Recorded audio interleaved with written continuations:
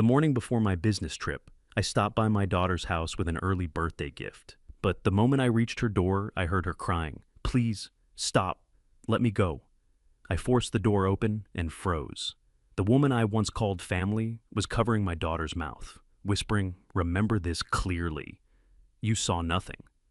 I pulled her away and asked, "What are you doing?" Without saying another word, I took my daughter to my truck.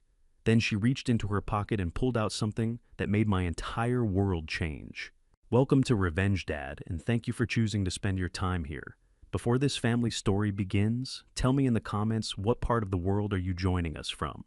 Every single reply means the world to me. Please note, some elements of this story are fictional, included for storytelling and educational purposes.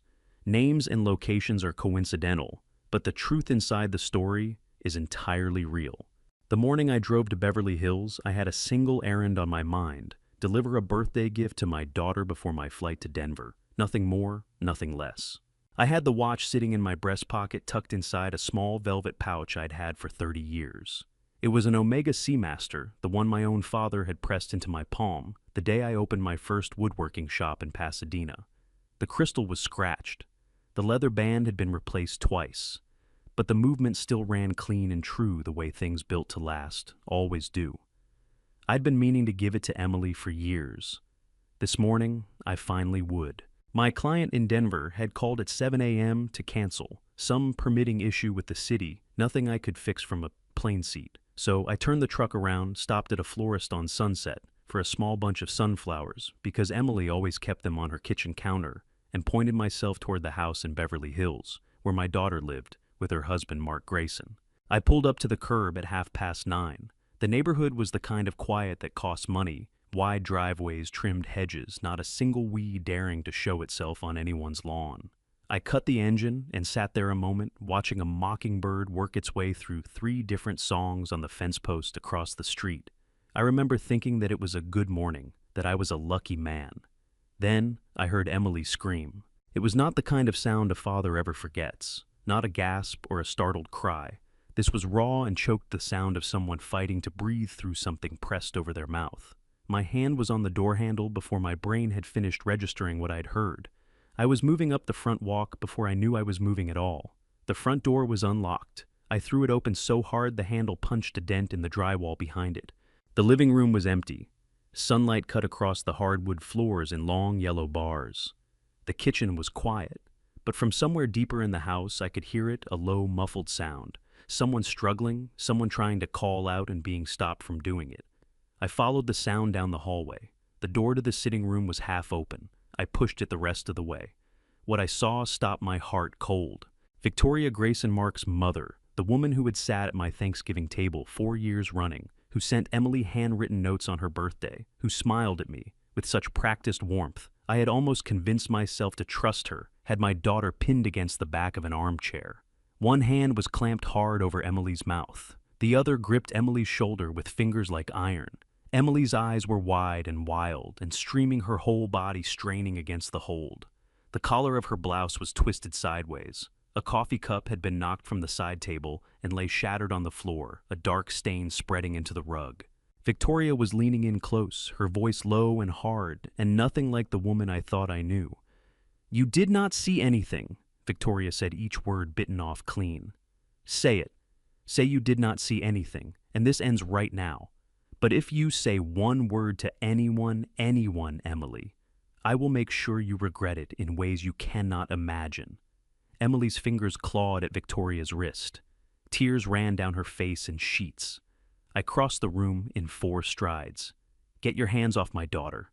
My voice came out in a register I barely recognized, flat and absolute, the way a door sounds when it's been bolted shut. I grabbed Victoria by the shoulder and pulled her back hard enough that she stumbled 2 steps before catching herself on the bookcase. Victoria straightened up, and what happened to her face in the next 3 seconds was something I will never stop thinking about. The ferocity drained out of it, the grip of her jaw loosened, her shoulders dropped a fraction of an inch, and then, like a stage curtain falling into place, the familiar expression settled back, composed, slightly offended, faintly amused. The transformation was so fast and so complete that for one disorienting moment I almost wondered if I had misread what I'd seen. Almost. Thomas. Her voice was smooth and even touched with a little sigh of patience. I know what this looks like. But Emily has been under an enormous amount of stress lately, and she said some things that were quite alarming. I was simply trying to calm her down. That's how you calm someone down. I kept myself between Victoria and Emily, my hands at my sides, my jaw tight enough to ache. By holding them down and covering their mouth, she was hyperventilating. I was trying to help her regulate her breathing. Victoria reached up to straighten her necklace, cool as anything. If you'd been here 5 minutes ago, you would understand the context. Emily had pushed herself to her feet behind me. I could hear her breath coming in ragged pulls, feel the small, trembling heat of her as she pressed close to my back. Dad! Her voice was barely above a whisper, and it cracked on that one word in a way that made something behind my sternum twist hard. Dad, please, can we just go? We're going, I said. I did not look at Victoria again. I put my arm around Emily's shoulders and walked her out of that room, down the hall, through the front door, and into the September sunlight. I kept my hand firm on her back the whole way, feeling the shudder moving through her in waves. And I talked to her in a low, steady voice about nothing in particular. The weather, the mockingbird I'd seen on the fence, the sunflowers I'd left sitting on the front seat of the truck, just to give her something to hold on to, while the shaking worked its way out of her. I got her into the passenger seat. I buckled my own seatbelt. I started the engine. And then I sat there for a moment with both hands on the wheel, staring at the steering wheel, breathing. Emily, I kept my voice quiet. Tell me what happened. She pressed the back of her hand against her mouth. Her shoulders shook twice, and then she pulled in a long, unsteady breath and reached into the pocket of her cardigan. She drew out something small, a USB drive, the kind you could buy in a 3-pack at any drugstore, small enough to close a fist around. She held it out to me. Her hand was trembling so badly she could barely keep it flat. I've been collecting things, she said. Her voice was thin and careful, like she was testing each word before she said it. For months, files, emails, records, things I found when I was looking for something else, and then things I went looking for on purpose after I understood what I was seeing. She swallowed. Her eyes, when she finally looked at me, were red and swollen and absolutely certain. Dad, I think they're trying to take everything you built. I looked at the drive sitting in her palm. I looked at my daughter's face. I reached out and took it. I did not open the USB drive right away. I sat in the truck outside my daughter's house in Beverly Hills with that small piece of plastic in my hand, and I made myself breathe. In through the nose, out through the mouth, the way Margaret used to remind me to do whenever I was ready to put my fist through something.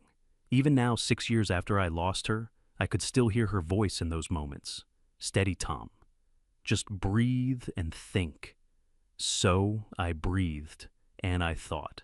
I thought about the garage in Pasadena, where everything had started 41 years ago, when I was 27 years old and too stubborn to know what I didn't know. It had been a rental $240 a month, drafty in winter, suffocating in summer, with a concrete floor that my knees still remembered every cold morning. I'd bought my first table saw with money borrowed from my father-in-law, a quiet man named Gerald, who had pressed the check into my hand without ceremony and said only, "Pay me back when you cannot before." I had paid him back inside of 18 months. He'd cried when I handed him the envelope. I hadn't understood why at the time. Miller Woodcraft had grown the way most things grow, when someone refuses to let them die slowly, stubbornly, and with a great deal of pain. The first 5 years were the kind of lean that teaches you exactly what you are made of. Margaret worked the front desk of a dental office during the day and kept our books at the kitchen table every night, her reading glasses pushed up on her forehead, a cup of tea cooling at her elbow. She never once told me to quit. She never once suggested that maybe we should cut our losses, find something safer, something steadier. She just kept doing the math and telling me what it meant, and when the numbers were bad, she would say, "We've seen worse," even in the early years when we hadn't. By the time Emily was born, we had 6 employees and a real lease on a real building in Glendale. By the time Emily started kindergarten, we had 30. By the time she graduated from USC with a business degree and walked into my office on her first day of work, wearing her mother's old blazer and her own particular brand of quiet confidence, Miller Woodcraft employed 300 people across 2 facilities and held contracts with some of the largest commercial developers on the West Coast. Margaret did not live to see that day. The cancer had taken her 4 years before moving fast and without mercy once it had made up its mind. The last thing she had said to me that made any real sense was in the hospital 3 days before the end, when she had gripped my hand hard enough to leave marks and said, "Don't you dare let go of what we built. You promised me." I had promised, and I had kept it. Emily was the reason I had kept it. She had taken to the work the way I had always secretly hoped she would not, just because it was the family business, not out of obligation, but because she genuinely loved the craft of it, the problem solving, the relationship with materials and with clients, the knowledge that the things we made would outlast all of us. She had become CEO 3 years ago, and under her leadership, we had expanded into residential custom furniture, for the first time, a market neither of us had touched before, and it had grown faster than either of us had projected. Mark Grayson had come into Emily's life 8 years ago at a trade conference in San Francisco. I had wanted to like him. I truly had.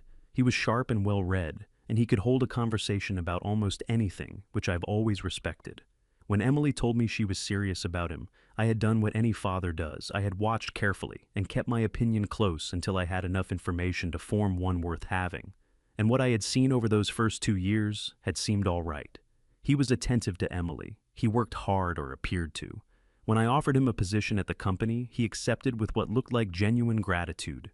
But there had always been something, a quality I couldn't name precisely, a way he had of listening to conversations at dinner that made me feel like he was filing information rather than simply participating.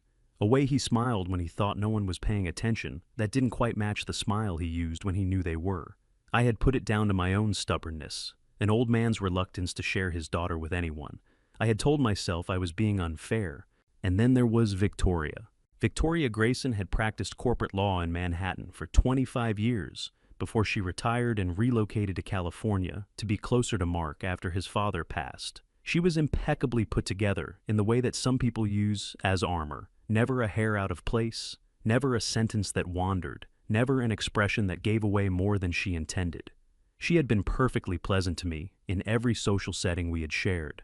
Perfectly pleasant and perfectly unreachable. I remembered the first time she had asked about the company's ownership structure. It had been at a dinner at Emily and Mark's house about 18 months ago. A casual question slipped in between the main course and dessert. Something about how founder-led companies typically handle succession planning, whether I had thought about formalizing the transition, whether the current charter addressed those contingencies. I had answered her the way you answer questions at dinner, generally briefly without much thought. She had nodded and moved the conversation along, and I had forgotten about it by the time I reached my truck. Sitting outside that house now, with the September sun climbing toward noon and my daughter's USB drive in my palm, I felt the memory land differently than it ever had before. My chest tightened the way wood tightens before it splits along a hidden grain. The question hadn't been curiosity. It had been reconnaissance. Victoria had been mapping the territory 18 months ago, and I had handed her the map without a second thought. The realization moved through me slowly, the way cold water moves, not all at once, but finding every channel, filling every space. I looked down at the USB drive in my hand. For a moment, I couldn't make myself move. My mind was still arranging what I knew into a shape I could look at directly. 40 years of work, 300 people, Emily's life, Margaret's promise, the garage in Pasadena with the drafty walls and the concrete floor where everything had started.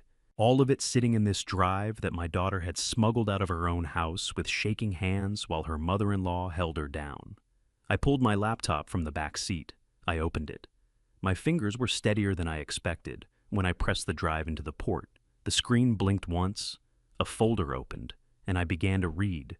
The first email loaded, and the sender's name stopped the air in my lungs. Mark Grayson. To Victoria Grayson. Subject line, Phase 2. Ready to move. The email was not long. That was the first thing that struck me, how few words it took to describe the destruction of something that had taken 40 years to build. Mark had written to his mother in the clipped, efficient shorthand of a man who had stopped pretending to feel things he didn't feel. No preamble, no softening. Just 5 lines that laid out where they were in the process, what remained to be done, and a single instruction at the bottom that read, "Make sure Hale has everything he needs before the board meeting. We don't get a second chance at this." I read it twice. Then I opened the next file. Emily had organized everything with the same methodical care she brought to the company's quarterly reports folders, nested inside, folders each one labeled in her neat, precise handwriting. Financial records, correspondence, audio files, legal documents. She had been doing this for months, working alone, saying nothing, carrying all of it inside her, while she smiled at dinner and answered Mark's questions about her day, and sat across the table from Victoria at family gatherings. The thought of it made my throat close.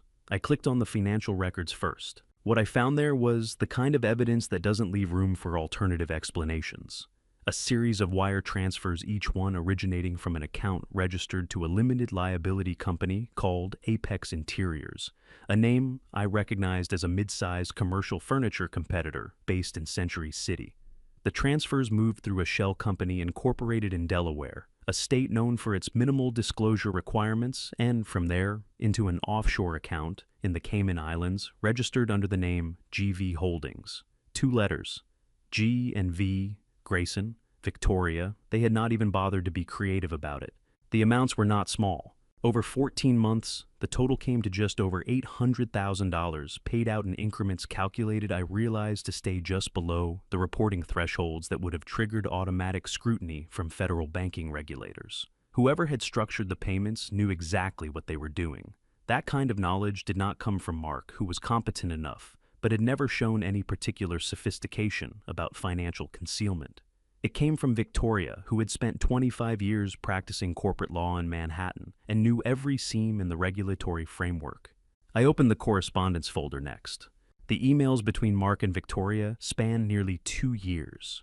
Reading them felt like watching a building being demolished from the inside. Each message another support beam knocked out another section of something I had trusted coming apart at its joints. They discussed the design files in the language of logistics, referring to Miller Woodcraft's proprietary custom furniture plans as the inventory, and the transfers to Apex Interiors as deliveries. They discussed me in the language of a problem to be managed. One email from Mark dated 11 months ago read, "The old man is still sharp enough to notice if we move too fast. Keep the timeline conservative. Once Hale has the board secured and the medical documentation in place, we won't need to be careful anymore. Medical documentation." I sat with those 2 words for a long moment. My hands had gone very still on the keyboard. Outside the truck, a gardener was running a leaf blower somewhere down the block, and the sound of it reached me as if from a great distance. I clicked on the legal documents folder. What I found there required me to read slowly and carefully, because the language was dense and the implications were significant. Victoria had retained Richard Hale, a corporate attorney with offices in Century City, to prepare a filing based on a clause buried in Miller Woodcraft's original corporate charter. The clause in question was what attorneys call an incapacity provision. It allowed the board of directors to remove a founding officer from their position if that officer could be demonstrated through documented medical evidence to be no longer capable of fulfilling their responsibilities. It was a standard clause. Most corporate charters written in the 80s included some version of it, a safeguard against the possibility of a founder becoming genuinely incapacitated. No one ever expected it to be weaponized. Hale had spent the past several months quietly approaching individual board members, presenting a carefully assembled picture of a man whose judgment was slipping, missed details, forgotten commitments, moments of confusion in meetings that Sandra had mentioned to me in passing, as nothing more than the ordinary fatigue of a man who worked too hard. In Hale's version, those moments were evidence of cognitive decline. He had also arranged for a private physician to prepare an evaluation based on second-hand accounts. The evaluation had not been completed yet, but it was coming. If the filing went through, I would be removed from my own company without a single criminal charge ever being filed. No fraud, no scandal, just a quiet procedural vote conducted entirely within the bounds of the law, while I was still trying to figure out what had hit me. I closed the folder. I opened the audio files. There were 3 of them. Emily had recorded them on her personal phone in the study of her own home, the room she used as a private office on evenings when Mark and Victoria had been talking in the kitchen, directly below, and their voices had carried up through the vent in the floor. She had noted in a text file attached to the folder that she had used her own device and her own accounts for all of her collecting, specifically because she did not trust the company's systems. She had been right not to. I put in my earbuds and pressed play on the first file. Mark's voice came through clearly, the familiar cadence of it, now carrying a quality I could not name, something underneath the words that I had heard 100 times without understanding what I was hearing. "She's going to be a problem," Mark said. "She's been poking around in the transfer records. I can see her access history." Victoria's voice was quieter, but the clarity was enough. "How much does she know?" "Not enough yet, but she's smart. She'll get there if we give her time." "Then we don't give her time." A pause, the sound of a chair scraping. "Richard is ready to move on the board, filing the moment we say so. Once her father is out, Emily loses her standing. No one will listen to the CEO installed by a man the board has just voted incompetent. And Emily herself. Emily and Victoria said, will learn to adjust to the new circumstances. She doesn't have a choice." My hand was shaking when I pulled the earbud out, not from weakness, from the particular kind of rage that moves slowly through a man's body when he has been patient for too long about something he should have seen sooner. I looked at Emily sitting in the passenger seat beside me. She had her knees pulled up to her chest, her arms wrapped around them, her face turned toward the window. She had stopped crying, but the tracks of it were still visible on her face, and her lower lip was trembling in small, involuntary pulses that she was clearly trying to control and couldn't quite manage. "How long have you known?" I asked. She turned to look at me. Her eyes were swollen nearly shut. "About 7 months," she said. "I found the first transfer by accident when I was auditing a supplier account. I thought it was a mistake. I went back to check, and it wasn't a mistake." She pulled in a breath that shuddered on the way in. "I didn't tell you because I was afraid of what would happen if I said something before I had enough to prove it. I was afraid you'd confront Mark directly and they'd destroy everything before we could document it." "You were protecting me," I said. "I was trying to."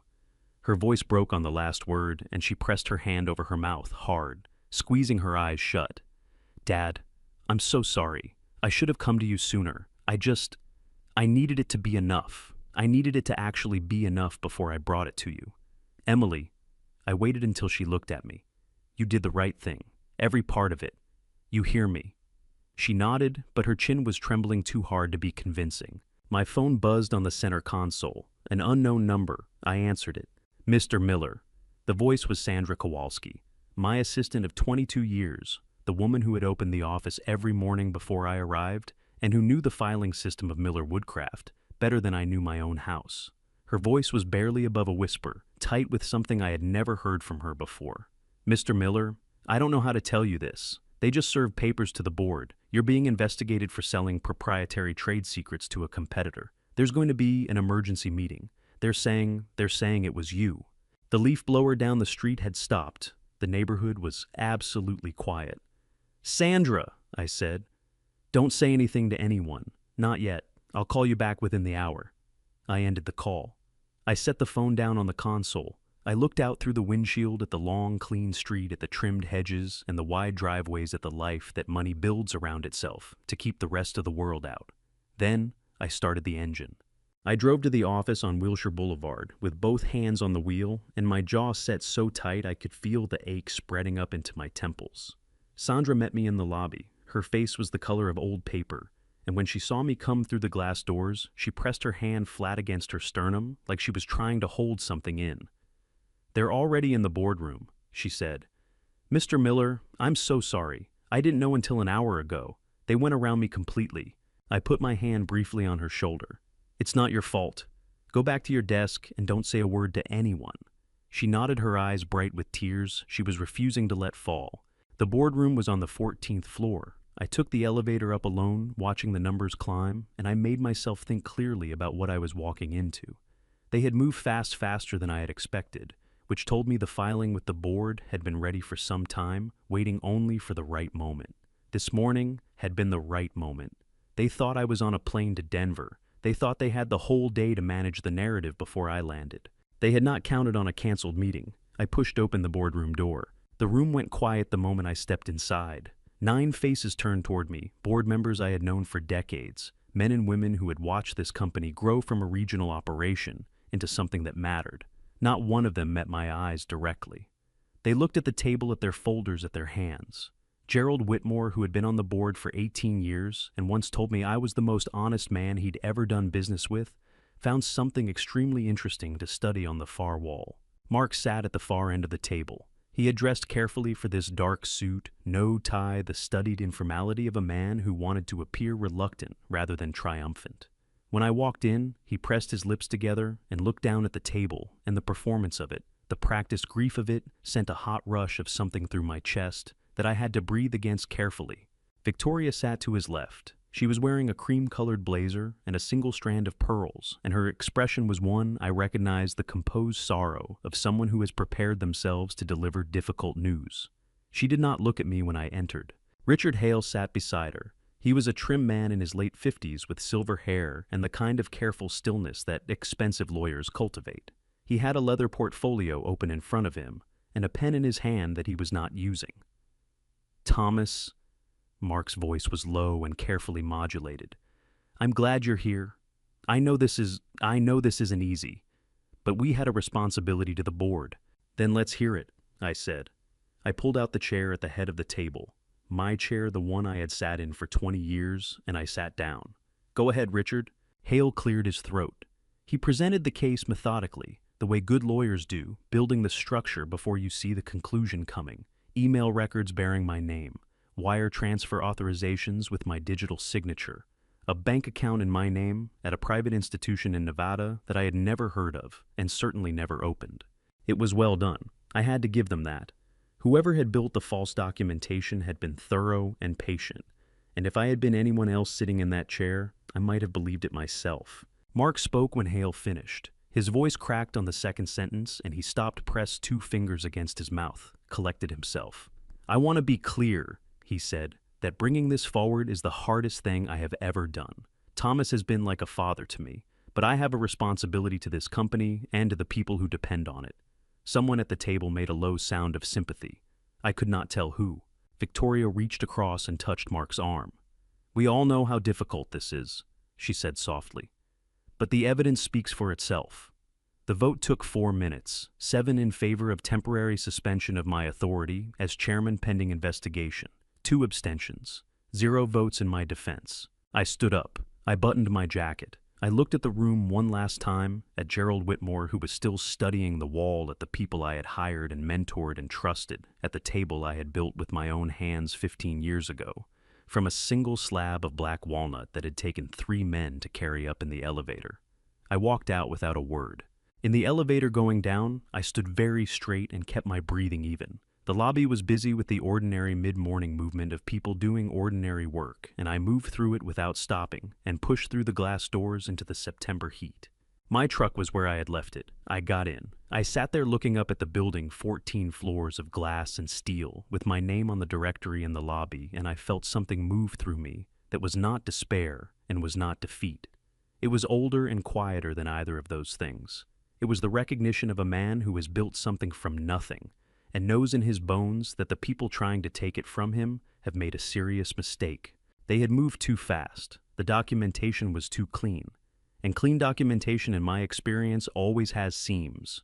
I started the engine. I knew exactly who I needed to call. I called Daniel Ortega from the parking garage beneath the Wilshire building, sitting in my truck with the engine running and the phone pressed hard against my ear. He picked up on the second ring. "Tom." His voice was the same as it had always been, unhurried, slightly graveled, with the particular quality of a man who has heard bad news often enough that it no longer surprises him. "You sound like something went sideways." "Something went sideways," I said. A pause. "How bad?" "Bad enough that I need you in person, not on the phone." Another pause, shorter this time. "Santa Monica Pier, the coffee place on the South End. Give me 40 minutes. He was already there when I arrived. Daniel Ortega was 70 years old and looked it in the way that certain men look their age, not diminished by it, but marked by it the way old timber gets marked by weather. He had retired from the FBI 12 years ago, after 22 years in their financial crimes division, where he had spent the better part of 2 decades untangling the kind of fraud that corporate lawyers spend their careers learning to construct. Now, he ran a small private consulting practice out of an office in Culver City and took cases that interested him, which meant cases that were complicated enough to be worth his time. We had met 35 years ago when he was a young agent investigating a supplier fraud case that had touched one of my early contracts. He had cleared me inside of a week and then shown up at my shop in Glendale afterward to apologize in person for the inconvenience, which was not something federal agents typically did. We had been friends ever since. He had a cup of black coffee in front of him, and a second one waiting across the table when I sat down. "Talk," he said. I talked. I laid out everything. The USB drive, the emails, the wire transfers, the GV Holdings account in the Cayman Islands, the incapacity filing, Richard Hale, the board vote that morning. I talked for 20 minutes without stopping, and Daniel sat with both hands wrapped around his cup and listened without interrupting once. When I finished, he was quiet for a moment. Not the quiet of a man who doesn't know what to say. The quiet of a man who is organizing what he has just heard into the categories that matter. "Wire fraud," he said finally. 18 U.S.C., Section 1343. Every one of those transfers moved through interstate banking channels, which puts it squarely in federal territory. The trade secret theft is 18 U.S.C. Section 1832, that's the Defend Trade Secrets Act. If they transmitted those design files electronically across state lines, and they almost certainly did, that's federal jurisdiction as well. He set his cup down. "Tom, this isn't a civil matter. This is criminal, and it's serious enough that the people who did it should be genuinely afraid right now." "They're not afraid," I said. "They think they've already won." "Good." Something moved across Daniel's face, not quite a smile, but close to it. "Overconfident people make mistakes. Frightened people cover their tracks. You want them overconfident for as long as possible." He leaned forward, elbows on the table. "Now, the name Apex Interiors. Tell me exactly what the transfers said." I told him. He sat back slowly. Something shifted in his expression, a recognition careful and controlled, the kind that comes from connecting something new to something already known. "I've heard that name," he said. My chest tightened. "What do you mean you've heard it?" 3 years ago, I did a consultation for a manufacturing firm in San Diego. Mid-sized operation, custom millwork, family-owned. They lost 2 major contracts to a competitor and couldn't figure out how the competitor had gotten access to their proprietary bid structures. He turned his coffee cup in a slow circle on the table. The money trail led to a purchasing intermediary that had connections to a company called Apex Interiors. We couldn't build a complete case because the client ran out of resources to pursue it, but the pattern was there. He looked at me steadily. "Tom Miller Woodcraft is not the first company these people have done this to. This is a system. Victoria Grayson didn't build it for you. She adapted it." The sound of the Pacific came through the open side of the cafe, steady and different, moving the way it always moves, regardless of what is happening on the shore. "How many companies?" I asked. "I don't know. More than one. Possibly more than half a dozen." He folded his hands on the table. "Which means there may be other people out there who have pieces of this that we don't have yet. And it means that when this comes apart, and it is going to come apart, it is going to come apart in a way that is much larger than just your situation." I pressed my thumb and forefinger against the bridge of my nose and held them there for a moment. 41 years of work. Margaret's promise. Emily in the passenger seat of my truck, with her hand shaking so badly she could barely hold a USB drive flat. "What do I do?" I asked. 3 things, Daniel said. He held up one finger. "You let them think they've won. No confrontations, no threats, no letting them see that you know what you know. You become the tired old man they want you to be." Second finger. "Emily keeps collecting from the inside, but only from her personal devices, nothing connected to the company network. If they have an IT person monitoring the system, and they probably do, she can't leave any tracks." Third finger. "I start pulling on the financial thread from the outside. Shell companies leave records. Offshore accounts leave records. Everything leaves records, Tom, if you know where to look and you're patient enough to follow the paper." He picked up his coffee cup, found it empty, and set it back down, with the mild expression of a man who has learned not to be surprised when things run out. "Can you do that?" he asked.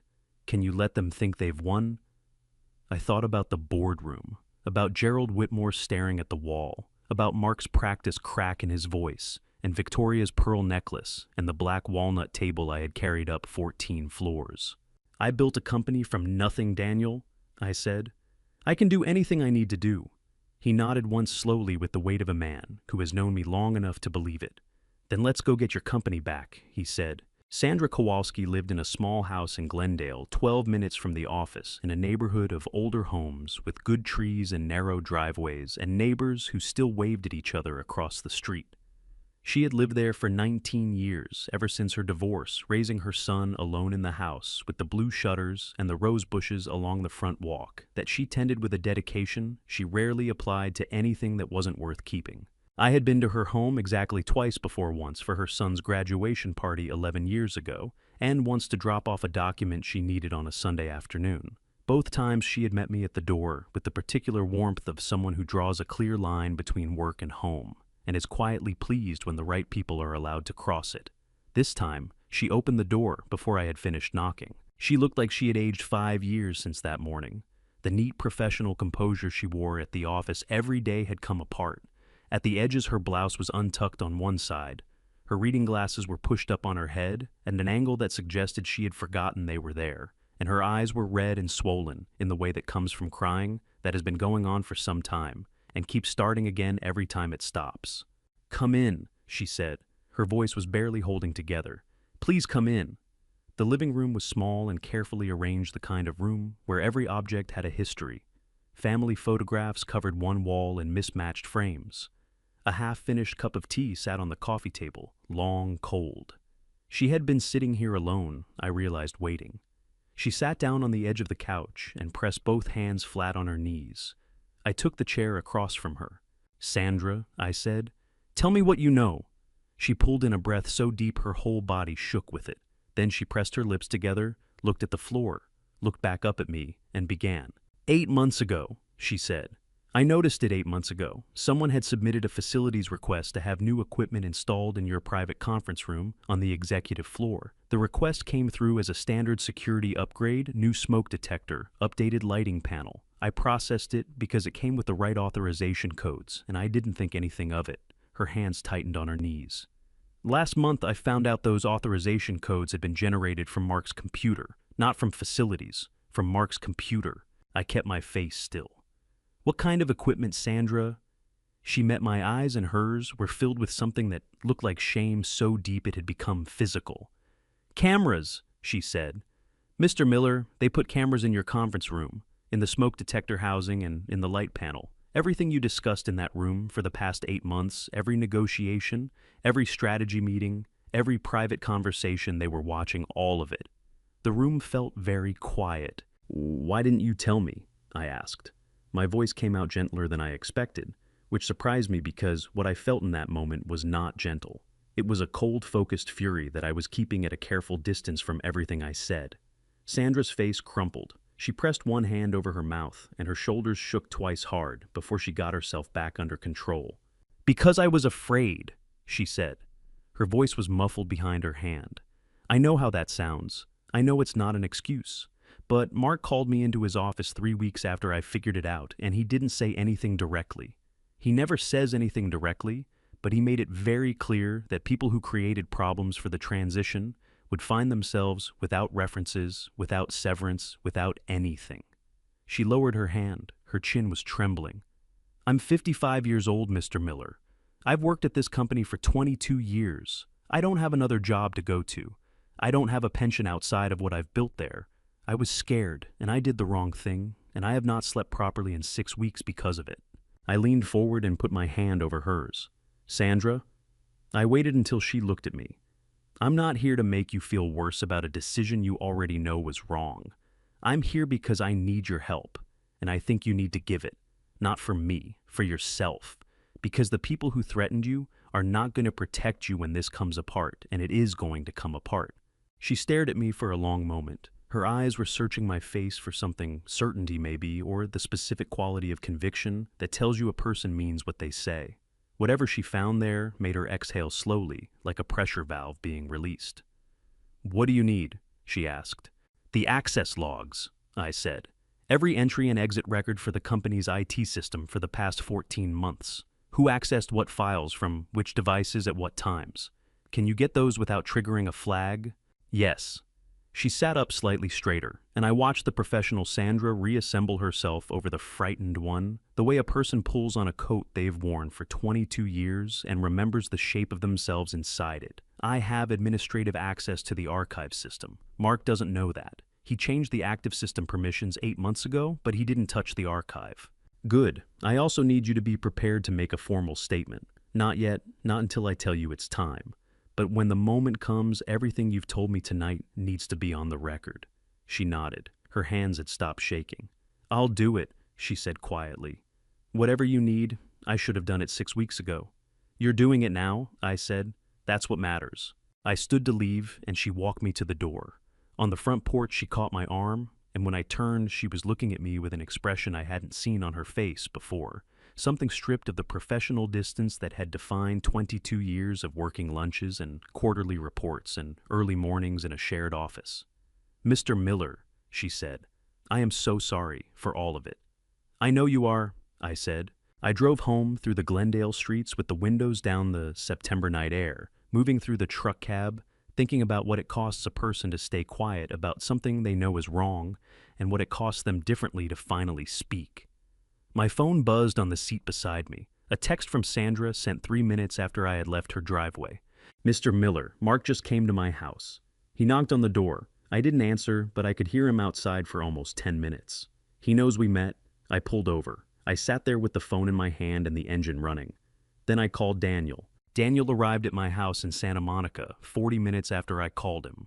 I had the coffee going by the time he knocked, and I had the laptop open on the kitchen table with Sandra's archive files already downloading onto an encrypted drive Daniel had couriered to me 2 days earlier with a note that said, "Only use this. Nothing else." He came through the door, dropped his jacket over a chair, looked at the screen, and sat down without a word of greeting. That was how we worked, the two of us, when there was actual work to be done. Mark went to Sandra's house tonight, I said. Stood outside for 10 minutes after she didn't answer. Daniel's jaw tightened. Witness intimidation. That's a separate criminal count. Document it, time date Sandra's account in writing. He pulled the laptop toward him. Has she put anything in writing yet? She'll send me a written statement tomorrow morning. Good. Tell her to include every detail. What time he arrived, how long he stayed, whether he said anything she could hear through the door. All of it. He was already scrolling through the files. Let's see what Sandra pulled for us.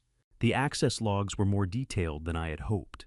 Sandra's archive system had captured 26 months of IT activity. Every login, every file, access every upload and download, timestamped to the second and tied to a specific device ID. Daniel pulled up a spreadsheet program and began sorting the data while I refilled both our cups and stood at the counter watching him work. There, he said 20 minutes in. He pointed at the screen without looking up. March 14th, 3:47 in the morning. Device ID ending in 8842. That's Mark's work laptop, logged in remotely from a residential IP address registered to the Beverly Hills property. He kept scrolling. He accessed 47 files in the proprietary design folder. The Miller Heritage Collection, the Coastal Contract Series, the modular system you were developing for the downtown hotel project. All of it. He downloaded every single one. I pulled a chair up beside him and looked at the screen. The timestamps were there in plain black type. 3:47 a.m., 3:51 a.m., 3:58 a.m. A quiet, methodical theft, conducted in the middle of the night while the building sat empty and the city slept. He thought no one would ever look at the archive, I said. Most people don't, Daniel said. The active system is what IT departments monitor. The archive exists for compliance purposes, and nobody touches it for years at a time. Mark was thorough enough to cover his tracks on the active system. He didn't think about the archive because he didn't know it had administrative access Sandra had held since the original system installation. He made a note on the yellow legal pad he'd brought in his jacket pocket. Now let's look at Hale. He opened a second window and began running Richard Hale's name through a series of professional databases he accessed through his consulting firm's subscription. What came back was useful. Hale had been practicing corporate law in California for 23 years, most of it in Century City. His record was largely clean, with one significant exception, a formal censure from the California State Bar in 2019 for conduct involving a client matter in which he had, according to the bar's findings, prepared documentation he knew to be misleading in order to influence a board of directors' vote. He had not been disbarred. He had paid a fine and completed an ethics course and continued practicing. But the record was there. He's done this before, I said. A version of it, Daniel agreed. He knows how to walk the line. He knows exactly how far he can go before it becomes something the bar can't ignore. The question is whether what he's prepared for Victoria crosses that line far enough to matter. He leaned back in his chair and stretched his neck to one side. I'm going to pull on the GV Holdings thread tomorrow. Shell companies in the Cayman Islands are designed to be difficult to trace, but they're not impossible. Every account has a registered agent, and registered agents leave records, and records leave trails. It takes time, and it takes patience, but it comes apart eventually. My phone buzzed on the table. Emily, I answered immediately. Are you all right? I'm fine. Her voice was low and careful, the voice she used when Mark was somewhere in the house. I'm in my office with the door locked. I found something I thought you should know about tonight. The sound of fingers moving on a keyboard. I've been going back through the supplier communications from the past 18 months, and I found a pattern in the response times. Every time we submitted a sealed bid to a commercial developer, Apex Interiors submitted a competing bid within 72 hours. Every time Dad, 14 bids over 16 months. The probability of that being coincidental is essentially zero. I pressed my hand flat on the kitchen table. They were feeding Apex our bid structures in real time. Yes, and I think I know how. There's a vendor communications portal we use for contractor submissions. It routes through the company server, but the access isn't monitored the same way the design files are. Someone with the right credentials could pull bid documents from that portal without triggering any of the standard alerts. A pause. I didn't use the company system to find this. I pulled the bid submission records from the developer portals directly. They were public record. I matched the dates myself. Smart, I said, and I meant it with everything I had. Emily, send me the dates in a document from your personal account. Nothing through the company system. Already done, she said. Dad. A pause longer this time. Be careful. Mark has been watching me tonight. I can feel it. I know. We're moving as fast as we can. I kept my voice steady the way you keep a hand steady when someone needs to take hold of it. Lock your office door and don't engage with him tonight. I'll call you in the morning. After I ended the call, I set the phone down and looked at Daniel. He had heard my side of the conversation and was already pulling up the bid submission records Emily had mentioned. 14 bids, he said, 72 hours each time. Every single one. He whistled low through his teeth, the sound a man makes when something is worse than he expected and better than he feared, because at least it is provable. That's not circumstantial anymore, Tom. That is a pattern of conduct that a federal prosecutor could stand up in court and explain to a jury in 20 minutes. He turned back to the screen and kept working, pulling data from one window, cross-referencing against another. Building. The case the way I had once built furniture, piece by piece, joint by joint. Nothing moving forward until the previous piece was solid. It was past 2 in the morning when Daniel finally pushed back from the table and rubbed his eyes with the heels of his hands. He stared at the ceiling for a moment. Then he looked at the laptop screen and went very still. Tom, he said. His voice had changed. I looked up from the legal pad where I had been writing notes. There's a third account, he said. He turned the laptop so I could see the screen. A transaction log different from the GV Holdings records routed through a separate shell company with a different registered agent. Smaller amounts nowhere near the scale of the Victoria payments, but consistent. Monthly. Going back 19 months. Someone else inside your company is getting paid, Daniel said. And it isn't Mark. I stared at the screen. The coffee had gone cold in both our cups, and neither of us had noticed. We worked through what remained of the night. By 4 in the morning, we had a name. The third account was registered to a consulting firm called Parsons Technical Solutions, a sole proprietorship filed with the California Secretary of State 14 months ago, with a business address that turned out to be a UPS store on Colorado Boulevard in Pasadena. The registered owner was Kevin Parsons. I sat back in my chair and felt something move through me that was not quite surprise and not quite grief, but lived somewhere between the two. Kevin Parsons was 34 years old.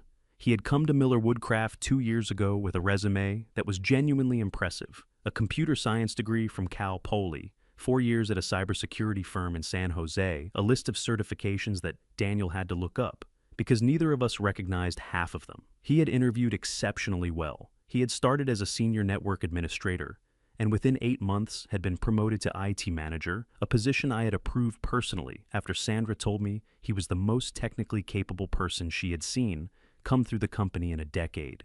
I had shaken his hand on the day of his promotion. I had told him I expected great things. "He's the one who installed the cameras," Daniel said. It was not a question. "He's the one who installed the cameras," I confirmed. My voice came out flat. "He's the one who created the false email records. He's the one who generated the digital signatures. Everything that required technical execution, Kevin did it. Mark recruited him." "Mark recruited him," I said. "And now Mark is going to let him take the fall for it." Daniel closed the laptop. He looked at me across the table with the expression he used when he was about to say something he had already decided needed to be said plainly. "I need to talk to him," Daniel said. "Not you, me, alone without lawyers, without warnings, before he has time to lawyer up on Mark's recommendation and disappear into a story someone else has written for him." He folded his hands on the table. "Will you let me handle this? He's my employee," I said.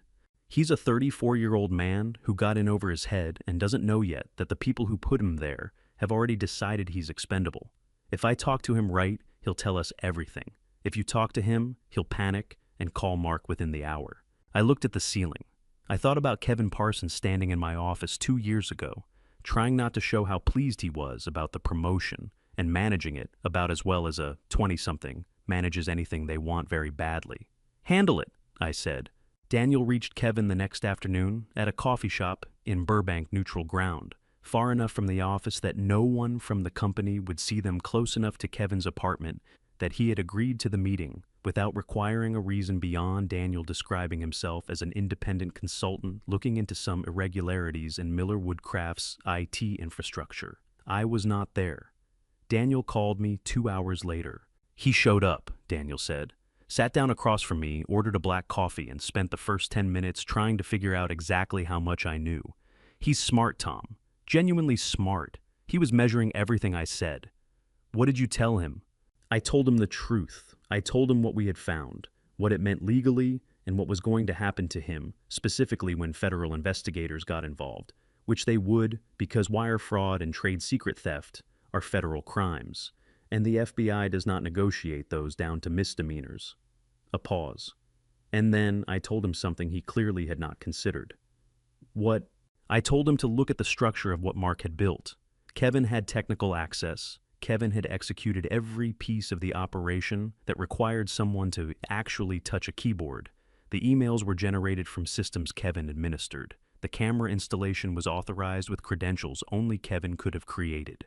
The false documentation bore digital signatures that traced back to workstations Kevin controlled." Daniel's voice was careful and deliberate. Mark Grayson, on the other hand, had sent emails from his personal account to his mother. That's it. Everything else had Kevin's fingerprints on it, and Kevin's fingerprints only. When this came to trial, Mark's lawyers were going to stand up in court and point at Kevin Parsons and say that a disgruntled IT employee had orchestrated the entire scheme without their client's knowledge. I said nothing. I waited. "He went pale," Daniel said. "I mean genuinely pale, the color of old concrete. He put his coffee cup down, and he stared at the table, and his hands were shaking badly enough that I could see it from across the table. And then he looked up at me and said, and I'm quoting him directly, 'He told me I was protected. He told me he'd take care of it if anything went wrong.'" My throat tightened. Mark told him that. Mark told him that. Probably 6 or 8 months ago, when Kevin was starting to understand the full scope of what he'd gotten himself into and was looking for a reason to believe it would be all right. Daniel exhaled. "He's not a bad person, Tom. He's a young man who made a catastrophic decision because someone older and more experienced told him the risk was manageable and then structured the entire operation to make sure Kevin was the one holding the bag when it wasn't." I pressed my hand flat against the kitchen counter and stared at the middle distance for a moment. "Is he going to cooperate?" I asked. "I connected him with a public defender. I know a good one, someone who works federal cases and will give him honest advice instead of what he wants to hear. Kevin met with her this afternoon. She explained that cooperation agreements with federal prosecutors are real. They are common in cases exactly like this one, and that his best possible outcome by a significant margin was to provide everything he had to the FBI before the investigation reached him, rather than after." Daniel paused. He signed the cooperation paperwork this evening. The FBI has his full statement, his access credentials, his personal records of every instruction Mark gave him, and 3 months of text messages he had the sense to screenshot and save to a personal cloud account. The relief that moved through me was physical, a loosening in my chest that I hadn't realized was there until it released. "There's something else," Daniel said. His voice shifted in a way I had learned over 35 years to pay close attention to. "Kevin told me something at the end of the meeting, before his lawyer arrived. He said he needed me to understand that what Victoria and Mark had planned was not just about the company." I straightened. "What does that mean?" He overheard a conversation 3 months ago. Mark and Victoria in Mark's home office. The door wasn't fully closed, and Kevin was in the hallway. Daniel's voice was precise, and even the voice of a man delivering information he knows is going to land hard. Victoria said that once the company's situation was resolved, Emily was going to become a liability, that a woman who knew what Emily knew and who had documented what Emily had documented could not be allowed to simply continue living her life and eventually decide she wanted to talk. My hand tightened on the phone until I could feel my pulse in my palm.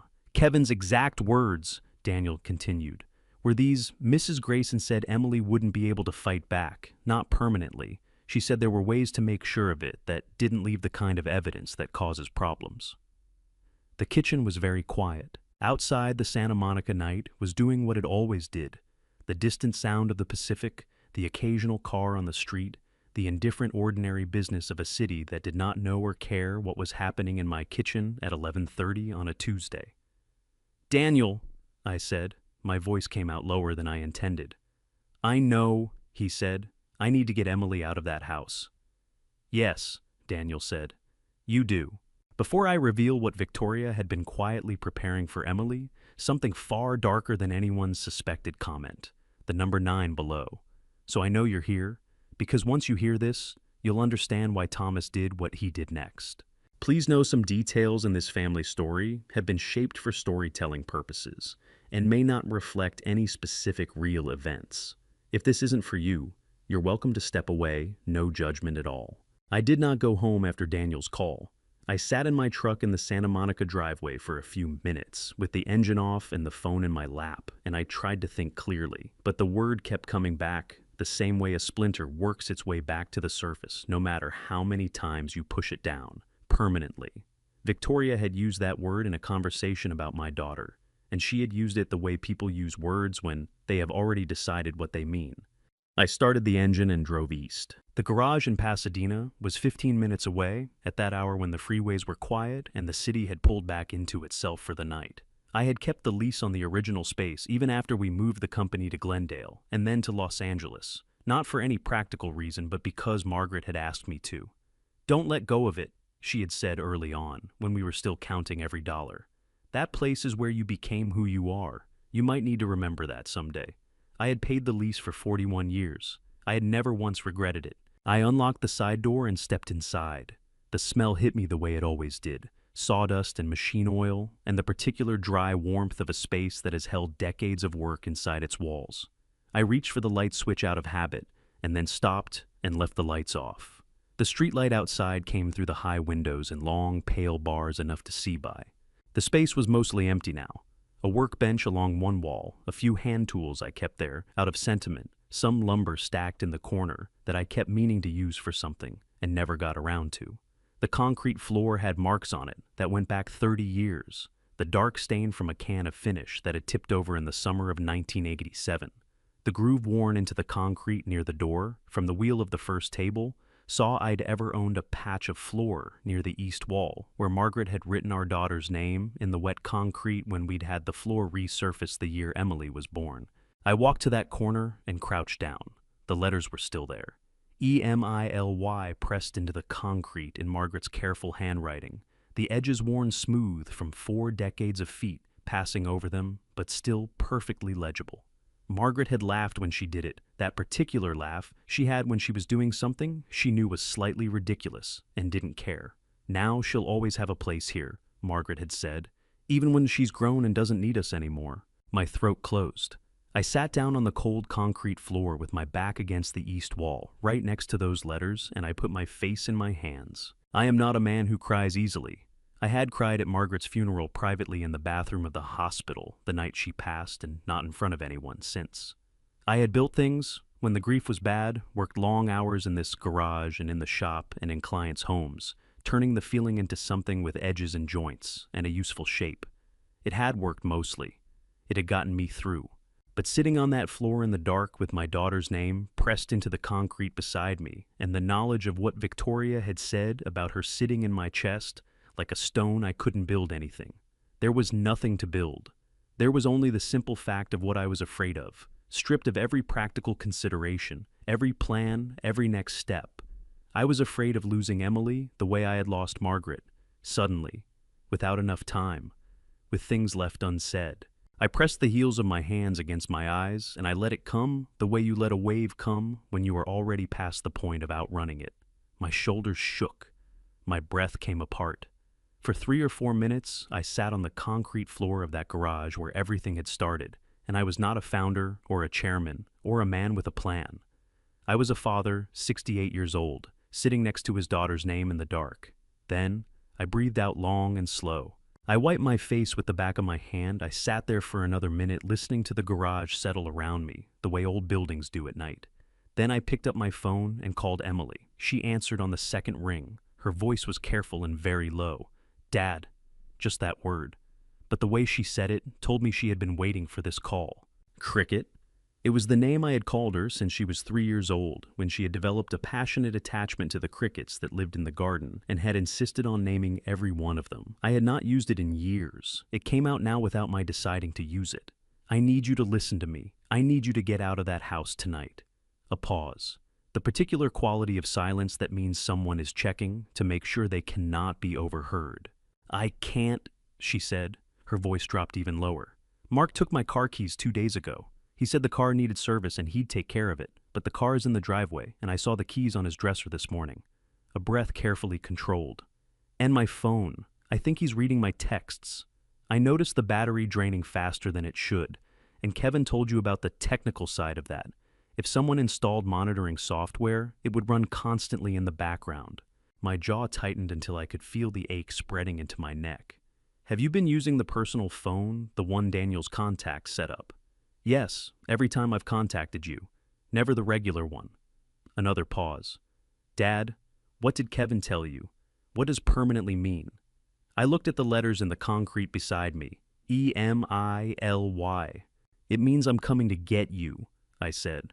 "Not tonight. I need one more day to do this right. But tomorrow night. You don't need to do anything except be ready when I get there. Mark will be home. I know he will. He's going to... Emily." I kept my voice steady the way you keep a hand steady. "Has there ever been a single day in your life when I told you I was going to do something and then didn't do it?" A long silence, and then very quietly in a voice that cracked right down the middle, "No, Dad, there hasn't." "Then trust me one more day." I heard her exhale a long, shuddering release of breath that she had probably been holding for hours, maybe longer. "Okay," she said. "Okay, one more day." After I ended the call, I stayed on the floor for a little while longer. I thought about 41 years, about the saw marks on the workbench and the stain on the floor and the letters in the concrete, about Margaret saying, "Don't let go of it, you might need to remember someday," about what it means to build something that is meant to last and what it costs when the people closest to you decide to take it apart. Victoria Grayson had spent 2 years engineering the destruction of everything I had built. She had been patient and careful and very, very thorough. She had recruited my son-in-law, corrupted my IT manager, compromised my board, and prepared a legal mechanism to remove me from my own company without a single criminal charge. And when all of that was in place, she had turned her attention to my daughter. She had made one mistake. She thought that because I was 68 years old and worked with my hands and had not gone to the right schools or moved in the right circles, I was a man who could be managed, a man who would not see it coming until it was too late, and who would not know what to do when he did. She was wrong about all of it. I stood up, brushed the concrete dust from my jeans, and walked to the door. Tomorrow night, I was bringing my daughter home. If you believe that a father's love is stronger than any scheme someone could build against it, leave the word family in the comments below. And don't go anywhere, because Thomas Miller is not finished yet. I left the house at 11:15. No phone calls, no texts. Sandra had confirmed 2 days earlier that Mark had installed monitoring software on Emily's primary device, which meant anything sent to that number went directly to him as well. The personal phone Daniel's contact had set up for Emily used a separate carrier account, with no connection to anything Mark could trace, but I didn't want to risk even that tonight. Some things you do in silence because silence is the only cover you have. I parked the truck on a residential street 2 blocks north of the Beverly Hills property, between a silver sedan and a contractor's van, unremarkable in the unremarkable way of a vehicle that belongs exactly where it is. I sat there for 3 minutes, watching the street. Nothing moved. The neighborhood was the specific quiet of very expensive houses after midnight, not the quiet of emptiness, but the quiet of people who have enough money to buy good insulation and sleep soundly behind it. I got out and walked south on the sidewalk, keeping my pace, even my hands in my jacket pockets. Just a man out for a late walk. Nothing to look at. The Beverly Hills house sat back from the street behind a low hedge and a wide driveway. The front of the house was dark. One light burned in an upstairs window on the east side, Mark's home office, where he kept the hours of a man with things to monitor. The bedroom window on the west side was dark, which was what I needed. I walked past the front of the property without slowing and turned down the side street. The bedroom window faced the side yard low enough from the ground that the sound would carry if you knew what you were listening for. I stopped below it, looked up. Then I knocked 3 times with my knuckle against the wooden fence post nearest the window, the same rhythm Emily and I had used when she was 14 years old, and had a habit of slipping out to meet friends after curfew, and had made her father a co-conspirator in the arrangement, by teaching him the knock so she'd know it was safe to come back. 10 seconds passed. Then the window slid open. Emily came through it the way she had at 14, efficiently without wasted motion, lowering herself to the sill and dropping the last 2 feet to the ground with a soft impact that barely disturbed the gravel. She was wearing dark clothes and had her hair pulled back, and she was carrying a laptop bag over one shoulder and nothing else. She grabbed my arm with both hands the moment her feet hit the ground. Her fingers dug in hard enough to feel through my jacket sleeve, and I could feel the trembling in them, not the fine tremor of cold, but the deep full-body shake of someone who has been holding themselves together through an act of pure will for a very long time and has just been given permission to stop. "Dad," she breathed, just that, just my name. "I've got you," I said. "Walk with me, normal pace." We walked back up the side street toward the truck, side by side, her hand still on my arm. I kept my pace exactly as it had been coming down, even unhurried, belonging to the street. She matched me, step for step, the way she had always been able to read my rhythm from the time she was small enough that I carried her on my shoulders through the shop in Pasadena. We were half a block from the truck when the light in the front upstairs window went out. I did not speed up. I did not look back. "Keep walking," I said quietly. "He's awake," Emily said. Her voice was steady, but her hand tightened on my arm. "He might be. Keep walking." We reached the truck. I opened the passenger door and she got in. I walked around to the driver's side, started the engine, and pulled away from the curb at the speed of a man with nowhere urgent to be. At the end of the block, I turned left.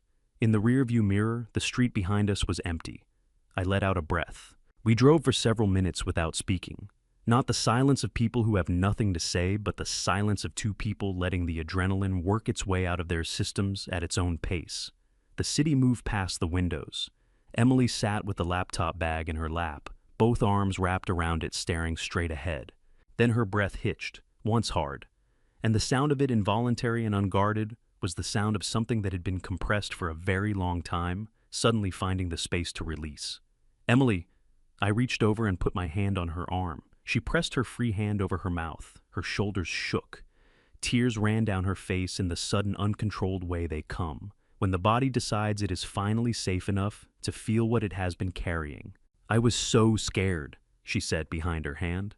Her voice broke apart on the last word and reassembled itself badly. "Dad, I was so scared for so long, and I didn't know how to tell you without making everything worse, and I just kept thinking, if I could hold on a little longer, if I could just get enough." "You held on," I said. "You got enough, and you're out now." She pressed her hand harder against her mouth. Her whole body shook with the effort of what she was feeling, and not entirely succeeding in controlling, and I kept my hand on her arm and drove, and did not try to make it stop, because some things need to come out at their own speed, and the best thing another person can do is simply stay. By the time we crossed into Pasadena, her breathing had evened out. She lowered her hand. She looked at me with swollen eyes and a face that was wrecked in the specific way that faces look after a very long time of being held together finally ends. "Where are we going?" she asked. "Daniels," I said. "You're going to sleep in a real bed tonight in a safe house, and tomorrow we're going to finish this." She nodded. She turned back to the window. Outside, the San Gabriel Mountains were a dark shape against a darker sky, and the city spread out below them in its millions of lit windows, indifferent and enormous and entirely unaware that somewhere in its middle a father had just brought his daughter home. Daniel's porch light was on when we pulled into his driveway. He was standing in the doorway before I cut the engine, a tall, unhurried shape in the light from inside, one hand resting on the doorframe, the other holding a mug of something hot. He had clearly not slept. He also clearly did not intend to make anything about that. "Emily," he said when she came up the front steps. His voice was the particular kind of quiet that holds a great deal of warmth without making a production of it. I made up the back bedroom. There's a towel on the bed and a toothbrush still in the packaging on the sink. Emily stopped on the top step and looked at him. This man she had met perhaps 6 or 7 times over the course of her life. Her father's oldest friend, standing in the middle of the night with a porch light on and a made-up bed waiting, and something moved across her face that she couldn't quite hold back. Her chin dropped, her eyes filled. "Thank you," she said. The words came out thin and cracked at the edges.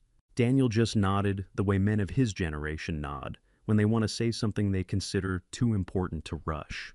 "Come inside, it's cold." We sat at Daniel's kitchen table, the same kitchen table where he had been sitting the last time I had arrived at this house in the middle of the night, 30 years ago, when my business was failing and Margaret was pregnant, and I had driven here at 2 in the morning because I had run out of places to put what I was feeling. He had made coffee then too. He made it now without asking. Emily wrapped both hands around her mug and looked at the table for a long moment. Then she looked up. "How much do you need to know?" she asked. "Everything," Daniel said. "But only what you're ready to say tonight. The rest can wait." She nodded once, and then she began. She talked for nearly an hour. She talked about the first year of her marriage, which had been good, in the way that things can be good when you do not yet know what is underneath them. She talked about the point, roughly 14 months ago, when something had shifted in Mark, not dramatically, not in any way she could have pointed to and said that is the moment, but gradually the way weather changes. He had started making small comments about her judgment, offhand observations delivered lightly that left her wondering afterward whether she had misread a situation at work, mishandled a conversation, missed something obvious that everyone else had seen. "He never raised his voice," she said. Her own voice was steady and careful, the voice of someone who has rehearsed the facts in their own head. So many times they have learned to present them without flinching. That's the thing I keep coming back to. He never once raised his voice. It was always very calm, very reasonable. He would say things like, "I just want to make sure you're seeing this clearly, because sometimes when you're stressed, you have a tendency to misinterpret things." And I would think, do I? Is that true? And then I would spend the next 3 days going back over whatever had happened, trying to figure out if he was right. I felt my jaw tighten and made myself keep my face still. "He isolated you," Daniel said. "It was not a question. He said it the way a doctor names a condition, not to alarm, but to be precise." "Yes." Emily's fingers tightened around her mug. Slowly. "He had reasons for everything. My college friends were a bad influence. My work colleagues were creating unnecessary stress. My therapist, I had been seeing someone for 2 years before we got married. He said she was reinforcing negative thought patterns and he thought I should stop." She paused. I stopped. The kitchen was very quiet except for the sound of the refrigerator and the distant movement of the Pasadena night outside. "Emily," I said. My voice came out lower than I intended. "Why didn't you call me?" She looked at me, and what was in her eyes was not blame and not resentment. It was something much harder to look at, a kind of exhausted honesty that comes from a person who has spent a very long time pretending to be fine. "Because he had a version of you too," she said. "He said you were controlling, that you had never really let go of the company, that you resented me for taking it in a direction you didn't control, that you were looking for reasons to undermine our marriage because you couldn't stand not being the most important person in my life." She pressed her lips together. He said it so many times and so calmly that there were days I almost believed it. And then I would catch myself believing it and feel so ashamed that I couldn't talk to you because I didn't want you to know I'd ever thought it was true. I reached across the table and put my hand over hers. I did not say anything because there was nothing to say that would have been adequate. And I had learned long ago that the instinct to fill silence with words is sometimes just the instinct to make yourself feel better at the expense of the person who needs to be heard. She turned her hand over and gripped mine, and her fingers were cold from the mug and shaking slightly, and I held on. The files on the USB, she continued after a moment. I found the first one by accident 7 months ago, a transfer record that didn't match the supplier account I was reconciling. I thought it was a data entry error. I went back to check and it wasn't. She straightened slightly in her chair. After that, I started looking deliberately. I used my personal laptop and my personal accounts, nothing connected to the company system, because Kevin managed that and I didn't trust it. It took me 4 months to build what was on that drive. 4 months of checking things at 2 in the morning when Mark was asleep, then hiding the laptop in my car, then moving it to my office at the company when I realized he'd started going through my car. Daniel had his legal pad out. He was writing without looking down at it, his eyes on Emily's face. The morning Victoria came, Emily said. Her voice shifted slightly a different register, something flatter and more controlled, the way people speak about things they have not yet fully processed. I had just found the conservatorship documents. In a folder on the shared home network, she must have sent them to Mark's home computer and not realized I had access. They were draft filings, a petition to have me declared legally incapacitated on the grounds of psychiatric instability. Her jaw tightened. There were notes from a psychologist I have never met, documenting symptoms I have never had. The evaluation was dated 3 weeks earlier. The word hung in the kitchen air like something solid. "That's when she found you looking," Daniel said. "That's when she found me looking?" Emily confirmed. "She came into the study. I didn't hear her on the stairs. And then," she stopped, took a breath. "And then you knocked the door and Dad." I looked at my daughter across Daniel's kitchen table. She was 38 years old, and she was sitting with both hands wrapped around a coffee mug in the middle of the night in her father's friend's house with everything she owned in a laptop bag on the chair beside her. And she met my eyes without flinching, and what I saw in her face was not defeat. It was the particular quality of a person who has been through something terrible and come out the other side of it still standing, still themselves, still there. "You did good," I said. "Every part of it. You hear me?" She held my gaze for a moment. Then she nodded once and something in her shoulders released. Daniel set down his pen. "I'm going to contact the FBI Los Angeles field office in the morning," he said. "What Emily found on those conservatorship documents is obstruction of justice on top of everything else. We have wire fraud, trade secret theft, witness intimidation, and now preparation of fraudulent medical documentation to interfere with a potential witness." He looked at Emily. "You need to sleep. Both of you do. Tomorrow is going to be a long day." Emily stood. She picked up her laptop bag. At the kitchen doorway, she stopped and turned back. "Dad." Her voice was quiet. "Thank you for the knock." I smiled for the first time in what felt like a very long time. "You taught me that knock," I said. The corner of her mouth pulled up, not quite a smile, but close enough. Then she went down the hall, and I heard the bedroom door close softly behind her. Daniel and I sat at the table. He refilled his coffee. Outside, the first faint suggestion of gray was beginning at the edges of the Pasadena sky. My phone rang. Unknown number. I looked at Daniel. He nodded. I answered. "Mr. Miller." A woman's voice, precise, unhurried, with the particular quality of someone accustomed to delivering significant information without inflection. "My name is Special Agent Rachel Torres, FBI Los Angeles Field Office. I understand you've been looking into Apex Interiors." A pause. "So, have we? And I think it's time we talked." The FBI's Los Angeles Field Office sat on Wilshire Boulevard, 11 blocks from the building, with my name on the directory. I had driven past it hundreds of times without once thinking about what happened inside. That morning, walking through the security checkpoint with Daniel beside me and a visitor badge clipped to my jacket, I thought about it quite a lot. Special Agent Rachel Torres met us in a conference room on the 4th floor. She was a compact woman in her mid-40s with dark hair pulled back and the kind of stillness that comes not from calm, but from discipline, the practiced economy of someone who has learned to spend her energy only where it produces results. She shook my hand once firmly, and then Daniel's. and then she sat down across from us and opened a manila folder without preamble. 8 months ago, she said, we opened an investigation into Apex Interiors based on a tip from a manufacturer in San Diego who believed his company's proprietary bid structures had been stolen and used by a competitor. The tip led us to a pattern. Apex Interiors had been acquiring intellectual property from mid-sized manufacturers across California and Nevada for at least 4 years using the same methodology each time an inside recruit, a shell company payment structure, and a legal mechanism to neutralize the source company's leadership before the theft was discovered. She looked at me steadily. Miller Woodcraft is the largest target they have attempted, and Victoria Grayson is the most consistent element we have found across every case. My chest tightened.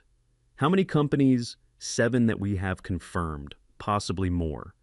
Torres turned a page in her folder. Mrs. Grayson is not a passive participant in this operation. She identifies the target, she recruits the internal assets, and she arranges the legal architecture. Her son handles the financial execution. She has been doing this in various forms for the better part of a decade. Daniel leaned forward. The wiretap is spams. We obtained a Title III warrant for Mark Grayson's primary cell phone in June of this year. Torres said it the way she said everything, precisely without decoration. 3 months of recorded calls. He discussed the Miller Woodcraft operation in considerable detail. He discussed the incapacity filing. He discussed your daughter. A pause, brief and exact. He also discussed on 2 occasions conversations he had with his mother about ensuring that Emily would not be in a position to cause problems after the company transition was complete. The air in the room felt different after she said that. I want to be direct with you, Mr. Miller, Torres continued. The wiretap recordings are sealed evidence in a federal criminal investigation. They cannot be used in civil proceedings, not in a shareholder meeting, not in a boardroom. What you can use in those settings is the documentary evidence your daughter collected and the access logs your assistant provided. Those are yours. The recordings are ours, and they stay in our case file until trial. She closed the folder. What we need from you is cooperation and timing. We are not ready to move yet. We need you to give us a controlled environment in which to make the arrest, somewhere we can be present without alerting the subjects beforehand. The annual shareholder meeting, Daniel said. Torres looked at him. That was our thought as well. I sat with that for a moment. The fluorescent light in the conference room was the flat, indifferent kind that makes everything look slightly more serious than it already is. Outside the window, Wilshire Boulevard was doing its ordinary morning business, and 11 blocks away was a building with my name on it that I was currently not allowed to enter. There is one more thing, Torres said. She reached into the folder and placed a photograph on the table between us. It was a candid shot, slightly grainy in the way of photographs taken from a distance with a long lens. A hotel lobby or event space, marble floors, people in formal clothing moving in the background. In the foreground, 2 people stood close together, in the attitude of people who know each other well and are comfortable showing it. One of them was a man I did not recognize, heavy-set, silver-haired, expensive suit. The other was Victoria Grayson. That photograph was taken in Manhattan, Torres said. September of 2022, the man with Mrs. Grayson is the CEO of Apex Interiors. She let that land. 2 years before your daughter married Mark Grayson? I stared at the photograph. 2 years. Before the wedding. Before Mark had come to work at Miller Woodcraft. Before any of it. Victoria had been standing in a Manhattan hotel with the chief executive of the company that would receive stolen Miller Woodcraft designs 2 years before a single piece of the operation had been put into place. The marriage had not been a coincidence. Emily's relationship with Mark had not been something that had simply happened. It had been a door opened deliberately by someone who had already decided what she intended to walk through it. My hand was flat on the conference table. I could feel the edge of the photograph under my fingertips. She planned this before Emily and Mark ever met, I said. That is our assessment, Torres said. I looked up from the photograph. Torres was watching me with the particular attention of someone who has delivered difficult information many times and knows that what the other person does in the next few seconds tells you a great deal about who they are. I picked up the photograph. I looked at it for a long moment. Then I set it back down. Tell me what you need me to do, I said. Torres almost smiled. It was a very small almost. Give her a reason to believe she's already won, she said. Can you do that? I thought about a garage in Pasadena, about 41 years, about the name pressed into the concrete floor. Yes, I said, I can do that. The call to the corporate secretary took 4 minutes. I placed it from the parking garage beneath the FBI building, still holding the visitor badge in my hand, while Daniel stood beside the truck and drank the last of a coffee he had carried out of the building. I identified myself, confirmed that I held 51% of Miller Woodcraft's founding shares, a fact that neither Mark nor Victoria had apparently considered significant enough to act on before the board vote, which told me something important about the limits of Victoria's legal knowledge and requested that the annual shareholder meeting be scheduled for the first week of November. The secretary confirmed. She sounded nervous. I thanked her and ended the call. 6 weeks, Daniel said. 6 weeks, I agreed. 6 weeks of becoming the man they wanted me to be. I started the following Monday. I arrived at my scheduled board appearance. I was still permitted to attend in an advisory capacity despite the suspension, 17 minutes late, which I had never once been in 40 years. I forgot the name of a supplier I had worked with for a decade and a half. I repeated a point I had made 10 minutes earlier, as though I had not made it. I watched Richard Hale watch me from across the table, with the expression of a man checking items off a list. Sandra reported the next day that Mark had called her into his office. He had asked her carefully, and with great apparent concern, whether she had noticed any changes in my behavior recently, whether I seemed confused at times, whether she thought the stress of the investigation might be affecting my cognitive function. Sandra had told him that she was worried about me actually, and that she had mentioned it to my doctor at my last checkup, and that she thought I might be pushing myself too hard.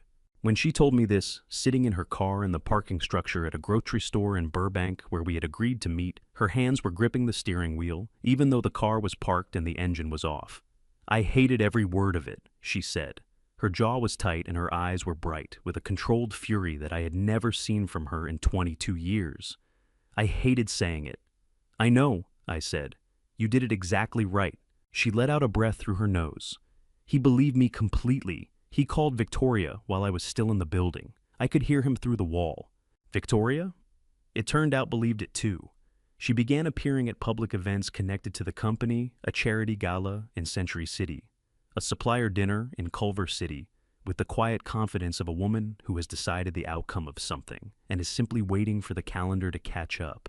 She smiled at people. She spoke warmly about the company's future. She never once mentioned me by name.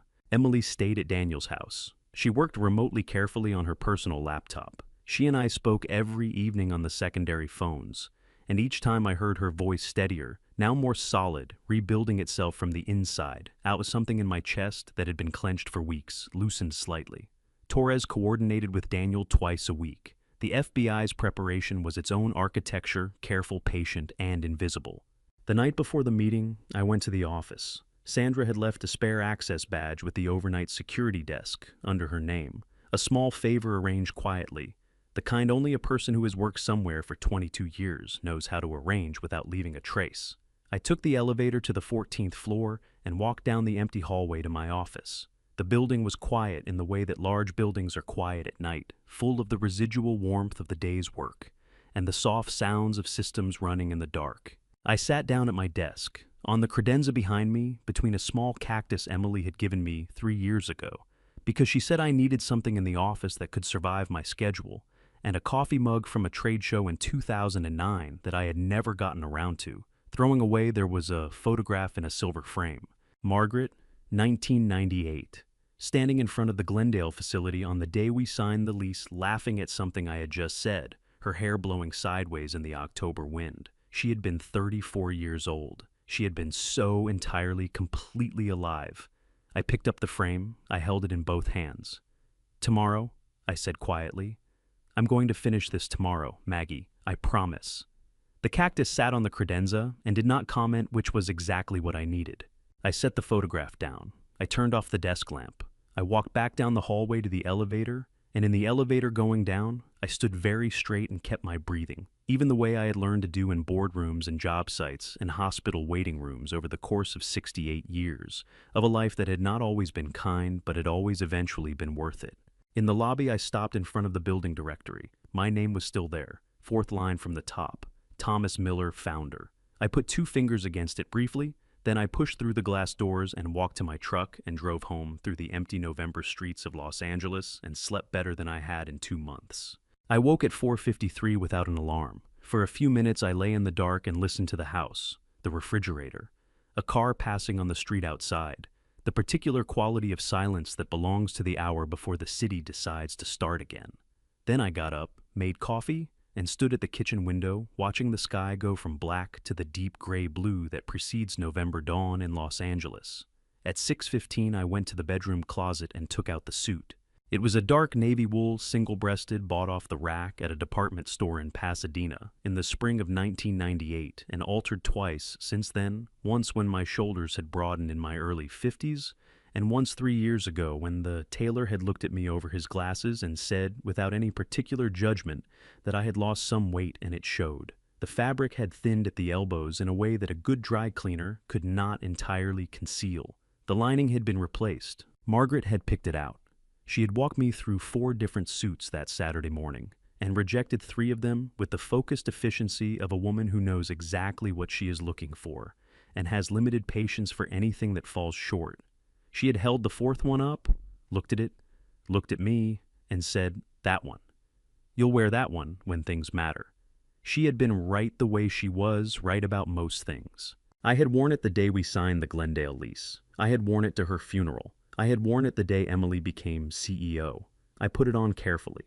I stood in front of the mirror for a moment. The man looking back at me was 68 years old, with calloused hands and gray at his temples, and 41 years of something built from nothing behind him. He looked ready.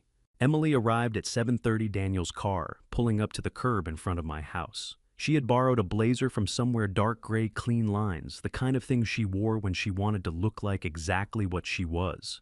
She came up the front walk with her laptop bag over her shoulder and her chin level, and when I opened the door, she looked at me in my suit and something moved across her face that she let herself feel for exactly 1 second before she put it away. "You found it," she said. "It was where it always is," I said. She stepped inside. I poured her coffee. We sat at the kitchen table for 20 minutes without discussing what was about to happen, talking instead about small things. A book she had been reading at Daniel's, the way the light came through his back windows in the morning, whether just as a name she had given a stray cat that had appeared in Daniel's yard during her 3rd week, there would still be waiting when she went back. Normal things. Ordinary things.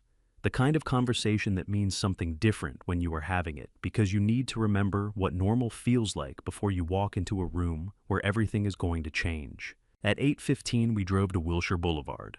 The lobby of Miller Woodcraft's building was busy with the early movement of a Monday morning assistants with coffee cups, contractors with equipment cases, the ordinary industry of people who had no idea what was going to happen on the 14th floor in 45 minutes. I walked through it the way I had walked through it for 20 years.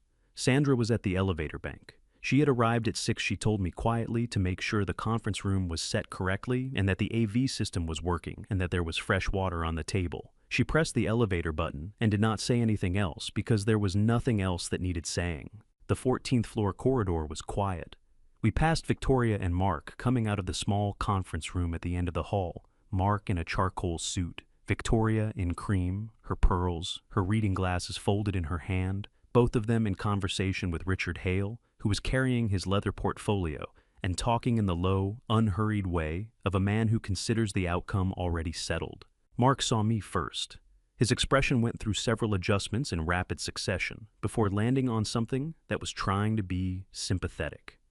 "Thomas," he said, "I didn't know you were coming." "It's my meeting," I said pleasantly. "I called it."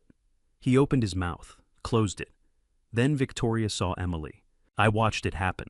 Victoria's eyes moved from me to the woman standing beside me, and for one unguarded moment, one single second, in which the architecture of her composure showed its load-bearing walls, her step faltered, just slightly, just enough. Emily looked at her mother-in-law. She did not look away. She did not drop her eyes. She stood in the corridor of the 14th floor of her father's building in a borrowed gray blazer with her laptop bag on her shoulder, and she held Victoria Grayson's gaze with the steady level attention of a woman who has spent 14 months doubting herself and has come out the other side of it knowing exactly who she is. Victoria recovered. She always recovered. The composure slid back into place like a door finding its frame, and she turned to Mark and said something low that I could not hear. Mark's jaw tightened. He glanced at Emily, then back at Victoria. "You said she was handled," I heard him say barely above a breath. "She doesn't have anything that matters," Victoria murmured. "Stay composed." I had heard enough. I walked past them to the boardroom door. I put my hand on it, the solid weight of it, the brass handle I had chosen myself. When we'd had the offices renovated in 2011, I pushed it open. The boardroom smelled of coffee and fresh paper, and the particular charged quality of a room full of people who know something significant is about to happen and are not entirely sure what side of it they are going to end up on. 9 board members, 6 major shareholders. Torres and 2 of her people present as security consultants as far as anyone in the room knew. I walked to the head of the table. I pulled out my chair, the chair I had sat in for 20 years. At the head of the table I had made with my own hands from a single slab of black walnut hauled up 14 floors in an elevator. I sat down. I placed both palms flat on the surface of the wood, feeling the grain under my skin, the slight warmth of it, the weight of what it was and what it had always been. I looked around the room, every face, every person. Then I looked at Mark and Victoria, sitting side by side at the far end of the table, with Richard Hale between them. And I thought of Margaret in the Pasadena garage saying, "Don't let go of it. You might need to remember someday." And I thought of old Emily's name pressed into the concrete floor, and I thought of a November morning in 1983 when I had stood in an empty garage with one borrowed table saw and more stubbornness than sense, and decided that I was going to build something that lasted. "Shall we begin?" I said. "Before I show you what Thomas put on that screen, the evidence that made Victoria's composure finally crack, comment the word justice below. So I know you've been here through all of it. This is the moment 41 years of work was either lost or reclaimed. Note this family betrayal story contains fictional elements crafted to carry a message worth hearing. If this type of content isn't right for you, feel free to step away, and thank you for making it this far." Victoria stood up first. She had dressed for this the way generals dress for surrender ceremonies, immaculately deliberately, with the calm authority of someone who has decided that appearance is its own form of argument. She thanked the board for their time. She thanked the shareholders for their patience during what she called a difficult period of transition. She used the word stewardship 4 times in the first 3 minutes, which told me she had rehearsed this. I sat at the head of the table and listened and did not move. Mark sat to her left, his hands folded on the table, his expression arranged into something between gravity and reluctant duty. Richard Hale sat beside him with his portfolio open and a frieze of laminated documents stacked in a neat row, each one tabbed with a colored marker. They had prepared thoroughly. I gave them that. Victoria worked through the presentation with the methodical confidence of a woman who believes she is the most intelligent person in any room she occupies. She presented the falsified email records, my name, my supposed communications with Apex Interiors, my alleged authorization of the design file transfers. She presented the bank records for the Nevada account I had never opened. She presented a timeline printed on heavy cardstock, charting what she described as a pattern of deliberate corporate misconduct, stretching back 14 months. She did not look at me once while she spoke. Halfway through, I noticed Gerald Whitmore watching me from across the table. Not the way he had watched me at the first meeting, avoiding my eyes studying the wall. Watching me directly with the careful attention of a man who has begun to wonder whether he made the right decision 6 weeks ago, and is looking for information that will answer the question one way or the other. I met his gaze briefly, and then looked back at Victoria, and I kept my face exactly as it had been, still attentive, giving nothing away. Mark spoke when Victoria finished. He talked about his reluctance, his respect for everything I had built, his sorrow at what the evidence compelled him to conclude. His voice cracked once cleanly on the word integrity, and I watched 2 of the shareholders shift in their seats with the discomfort of people witnessing something they believe is genuine and wish they weren't. The performance was very good. It had always been very good. Victoria concluded with a motion to formalize my removal as chairman and transfer operational authority to a committee pending legal resolution. She looked around the table. She smiled briefly with the satisfaction of a woman crossing the final item off a very long list. "Does anyone wish to speak before we proceed to the vote?" she asked. "Yes," I said. The room went very quiet. I had not spoken a single word in 40 minutes. The silence had been deliberate. I had wanted every person in that room to see a man sitting patiently through his own destruction. Because patience is either the behavior of someone who has accepted defeat or someone who is waiting for the right moment, and I needed them to assume the former until I showed them the latter. I stood up. "May I have the floor?" Victoria's smile held. "Of course, Thomas. Please." I picked up the small remote control Sandra had placed beside my water glass when she'd set the room that morning. I pointed it at the screen behind me. "I'd like to share some documents," I said. "I'll try to be brief." The first slide was the email chain between Mark and Victoria, not the fabricated version they had presented, but the real one recovered from Emily's personal archive and verified by Daniel's forensic analysis. Complete with metadata. Complete with timestamps. Complete with the server path showing origin and destination. The email in which Mark wrote, "Make sure Hale has everything he needs before the board meeting," sat in large print at the center of the screen. Nobody spoke. The second slide was the access log from Sandra's archive system. Device ID ending in 8842. March 14th. 3:47 in the morning. 47 proprietary design files downloaded to an external drive from a residential IP address registered to a property in Beverly Hills. Gerald Whitmore leaned forward in his chair. The third slide was the bank record for GV Holdings' Grand Cayman transactions, totaling over $800,000 routed through a Delaware shell company, paid to an account whose initials corresponded to the two people sitting at the far end of my table. The fourth slide was Kevin Parsons' cooperation agreement with the federal government executed 3 weeks earlier, in which he provided a detailed account of every instruction he had received, every system he had accessed, and every piece of false documentation he had created at Mark Grayson's direction. Mark's hands came apart on the table. Victoria's expression did not change, but her color did. The composed cream and pearl certainty of it went slowly over the course of about 15 seconds, to something that was not quite gray but was heading there. I advanced to the fifth slide and let it speak for itself. "The documents Mrs. Grayson presented today were fabricated," I said. "The email records the bank account, the digital signatures, all of them were created by an IT employee acting under Mark Grayson's instruction, and all of them have been provided to the relevant federal authorities, along with a full cooperation statement." I set the remote down on the table. Miller Woodcraft's proprietary design files were stolen and sold to a competitor. The people who did it are in this room, and they have been under federal investigation for the past 8 months. Mark stood up. His chair scraped back hard against the floor, and his face had gone a color I had never seen on it before. Not anger, not fear exactly, but the specific expression of a man watching a structure he built collapse and realizing for the first time that he is standing inside it. "This is fabricated," he said. His voice came out thin and wrong. "All of it. You can't, this is Dad. You have to understand that what he's done here." The boardroom door opened. I did not turn around. I did not need to. Special Agent Rachel Torres walked into the boardroom, the way she did everything without announcement, without theater, with the particular economy of motion that belongs to people who have learned that authority does not require performance. 2 agents followed her. They positioned themselves without being directed, one near the door, one to the left of the table, and the room understood immediately what was happening even before Torres opened her mouth. She looked at Mark first. "Mark Grayson," she said. Her voice was the same voice she had used in the conference room 2 months ago, precise, unhurried, carrying no more weight than the facts required.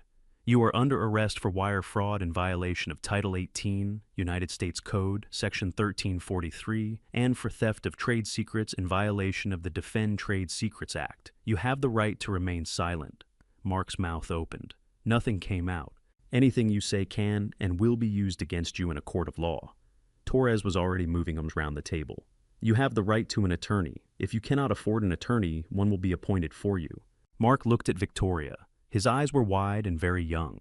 Suddenly the eyes of a man who has spent years constructing a version of himself that cannot be frightened, discovering in a single moment that the construction was not as solid as he believed.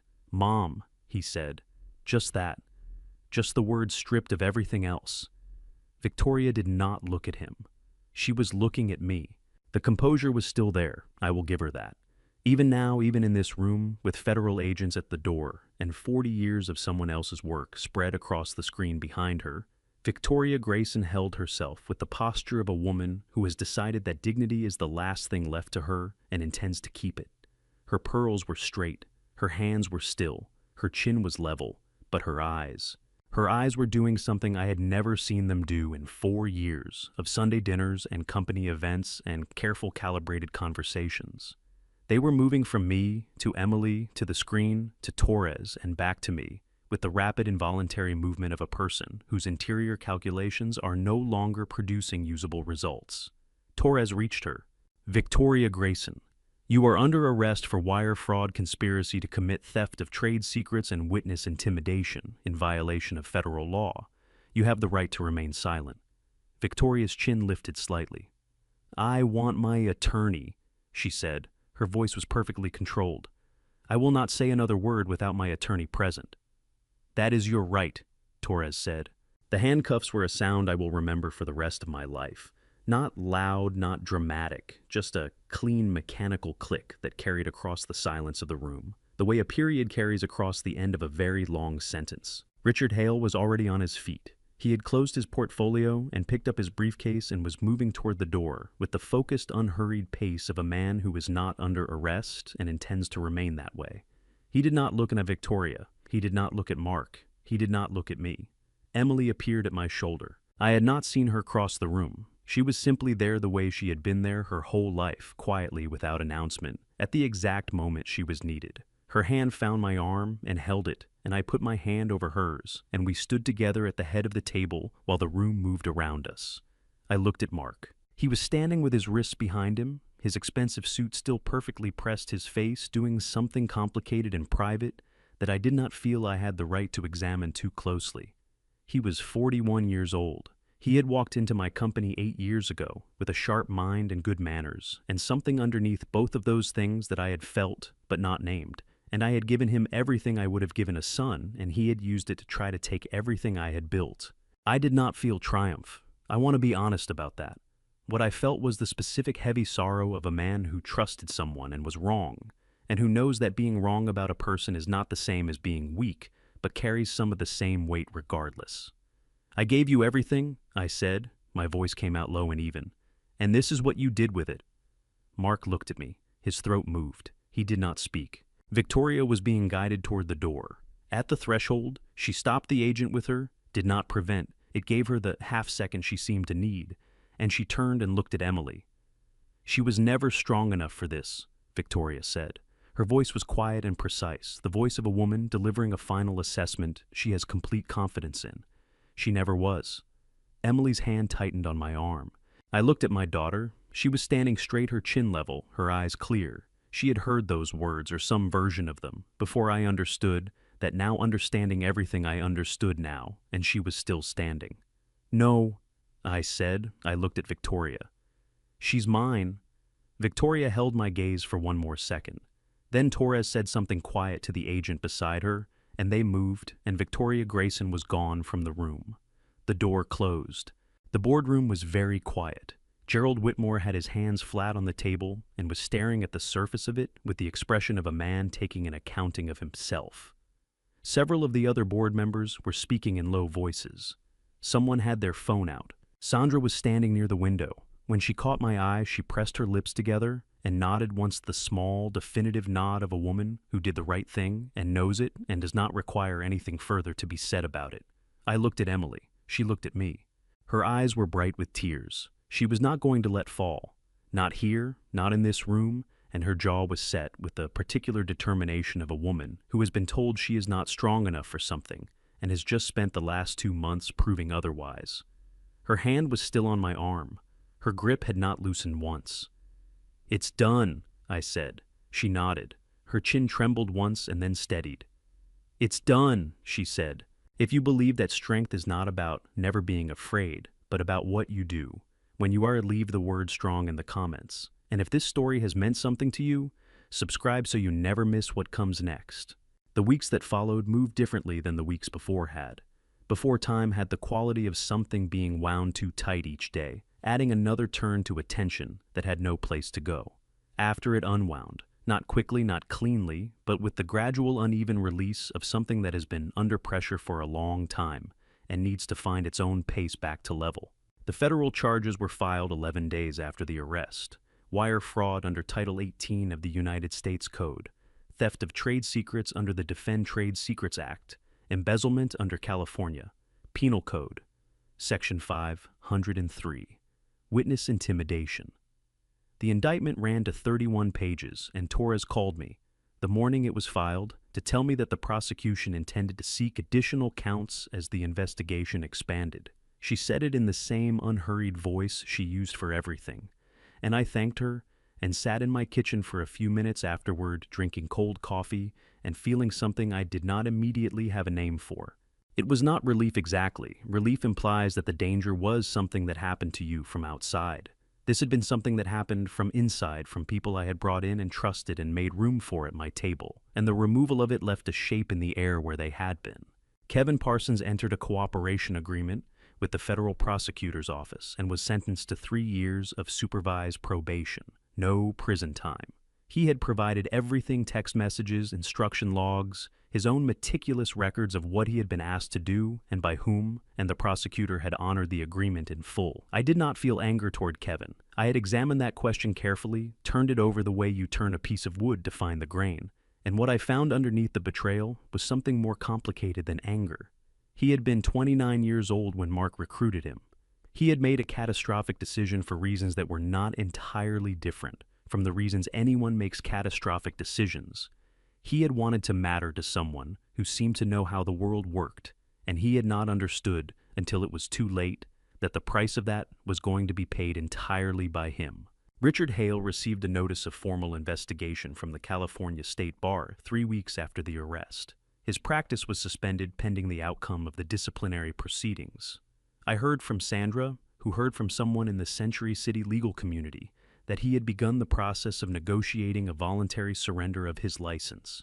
I did not follow up on this. It was not my proceeding to follow. Apex Interiors was raided by the FBI in the second week of December. Their assets were frozen. The investigation expanded to cover 6 additional companies across California and Nevada that had experienced similar patterns of intellectual property theft over the preceding 4 years. Torres told me at a brief meeting in January that the case was becoming one of the larger corporate espionage prosecutions the Los Angeles field office had handled in a decade. She said this without particular pride, the way she said everything as though facts were simply facts, and did not require her emotional endorsement to be significant. Miller Woodcraft's stolen design files, 47 of them, the ones Mark had downloaded at 3:47 in the morning while the building slept, were identified in Apex Interiors systems during the raid and flagged for civil recovery. Our attorneys filed a civil action in December, and by February we had a court order restoring full ownership. The Coastal Contract Series, the Miller Heritage Collection, the modular system for the downtown hotel project, all of it back where it belonged. Emily filed for divorce in November, 2 weeks after the arrest. The proceedings were what divorce proceedings involving a man under federal indictment tend to be: complicated, slow, and occasionally surprising in ways that nobody anticipated. The first surprise came in January when Emily's attorney contacted me to ask whether I had known that Mark had taken out a life insurance policy on Emily 18 months earlier. I had not known. The policy was for $2 million. Mark was the sole beneficiary. It had been purchased quietly through a broker in Nevada, with no prior connection to either of them, paid for with funds routed through one of the same shell company structures used for the Apex Interiors payments. Emily's attorney flagged it immediately and referred it to Torres, who opened a separate line of investigation that she described to me at a meeting in February as moving in a direction she could not yet discuss. I did not ask her to elaborate. I sat across from her in the FBI conference room on Wilshire Boulevard, and I thought about my daughter living in that house in Beverly Hills for 14 months, with a man who had decided at some point in that time that she was worth more to him as a policy than as a person. And I thought about all the evenings I had called her on the secondary phone and heard her voice getting steadier, rebuilding itself. And I understood that the steadiness had not come from nothing. It had come from a person who was stronger than everything that had been done to her, and who had survived it, and who was still here. "She's going to be all right," Daniel said. We were sitting on his back porch in Pasadena on a Thursday evening in March, the kind of evening where the air has finally decided to stop pretending it is still winter. He had a beer, I had a beer. The neighborhood made its quiet evening sounds around us. Yes, I said, she is. And you? I thought about the question. It deserved an honest answer, and Daniel was the kind of person who would know if I gave him a dishonest one. I'm getting there, I said. He nodded. He looked out at the yard where the light was going, gold in the way it goes in the San Gabriel Valley in early spring, and he said nothing further because we had known each other long enough that some answers do not require a response to be complete. Emily called that evening after I got home. She sounded like herself, the self that had existed before, 14 months of someone else's hands on the shape of her. The self I recognized from 1,000 ordinary conversations in a life we had been building together since the day she was born. The hotel project is back on, she said. The developer called this morning. He wants to move forward with the modular system, the one from the Heritage Collection. Modified. I've been working on some changes. A pause, and I could hear in it the particular quality of someone who has been thinking about something for a while and is ready to say it. Dad, I want to rebuild the company, not restore it, rebuild it. New clients, new markets, some things we've never tried. I have ideas. I sat down at my kitchen table. Outside the window, the Santa Monica evening was doing what it always does, indifferent and enormous and entirely sufficient. Tell me, I said, and she did. 6 months after the arrest, I drove back to Pasadena. It was a Saturday in May, the kind of morning that reminds you why people live in Southern California. The air clean after 2 days of rain, the San Gabriel Mountains sharp against a sky that had decided, at least for today, to be exactly the blue it was capable of being. I drove with the windows down and the radio off and my hands easy on the wheel, and for the first time in longer than I could accurately calculate, I was not thinking about anything in particular. The garage on Colorado Boulevard had been my idea. A small museum, a single room telling the story of where Miller Woodcraft had started. Emily had designed it. Sandra had organized the archive. It had opened in March quietly without a press release, and in the 2 months since, a steady trickle of employees and longtime clients had found their way there to stand in the space where it had all begun and look at the photographs on the wall and the tools in the glass case, and the original lease agreement framed with my own signature at the bottom, in the careful cursive of a younger man who believed that a signature was a promise. I parked out front and sat in the truck for a moment. Daniel's car was already there. Through the garage's single window, I could see the light on inside and the shape of him moving around, and I felt the particular warmth that comes from knowing that certain people will simply always be where you need them to be. I went inside. He was standing near the old workbench, holding 2 bottles of beer by their necks, and he held one out without ceremony when I came through the door. I took it. We stood together in the space that smelled exactly as it always had, sawdust and oil and the dry warmth of decades. And we did not need to say anything about what the place meant because we had both been here long enough to know. Emily arrived 20 minutes later. Behind her came Daniel's granddaughter Lily, 4 years old, dark-haired, regarding the garage with the wide, serious attention of a child encountering something she has decided requires careful study. Daniel's son had dropped her off that morning, and none of us had objected. Emily set her down, and Lily walked immediately to the east wall and put both hands flat against it, feeling the surface the way children touch things they find interesting. I watched her. She was standing almost exactly where Margaret had knelt 41 years ago to press Emily's name into the wet concrete floor. My chest tightened in a way that was not pain. I reached into my jacket pocket. The velvet pouch was there. It had been there since morning, since I had taken it from the dresser drawer, where it had sat since the day I drove to Beverly Hills, and everything changed. Emily, I said. She turned. I held out the pouch. She took it carefully, the way you take something you understand is being given, with its full weight behind it. She opened it. She lifted the watch out the Omega Seamaster, scratched crystal replaced band, the movement still running, clean and true, and turned it over in her hands. On the inside of the case, back where I had taken it to be engraved 12 years ago, the words were still clear, to the one who carries it forward. Dad. Emily's face broke open, and what was underneath was not sorrow, but something much larger, something that had room for everything. The years, the loss, the danger, the survival, the ordinary, irreplaceable fact of still being here together, in this room where everything had started. She pressed the watch against her chest with both hands. Her shoulders shook. I stepped forward and held on, the way I had held on to things my whole life. Not perfectly not, without cost, but without letting go. After a while, she pulled back. She wiped her face with the back of her hand and looked at me with eyes that were red and clear and completely entirely hers. Lily had found the name in the concrete floor. She was crouching over it, tracing the letters with one small finger, her face tilted up toward mine. "Mr. Miller," she said. "What's this?" I crouched down beside her. "That's Emily's name," I said. "Someone who loved her very much put it there a long time ago, so she would always have a place here." Lily considered this seriously. Then she looked up. "Will you put my name too?" I looked at Emily. She was watching us with the watch still held against her chest, and her face was wearing the expression a person wears when they understand in the fullest sense that they are exactly where they are supposed to be. I looked back at Lily. "Yes," I said. "I will." Daniel cracked his beer open behind us, and the sound of it was the most ordinary thing in the world, and I was grateful for it, beyond any reasonable measure. I had built something from nothing. I had almost lost it. I had gotten it back. Victoria Grayson had thought that age made a man weak. She had forgotten something that every carpenter learns early: the older the wood, the harder it is to break. I reached for Daniel's beer, took a long pull, and handed it back. Then I got up and went to find something to write with. I am Thomas Miller, and this has been my story. Looking back, I understand something now that I wish I had understood sooner. The people who want to take what you have built will almost always come from inside your own table, not from strangers, but from the ones you fed, trusted, and called family.